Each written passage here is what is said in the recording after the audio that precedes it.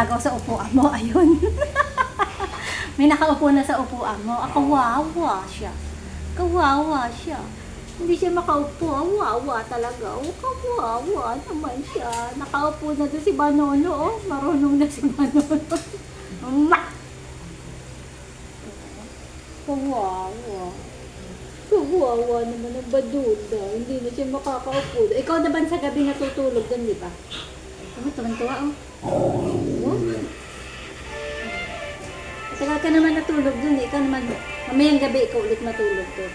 Kawawa siya. Kawawa naman siya.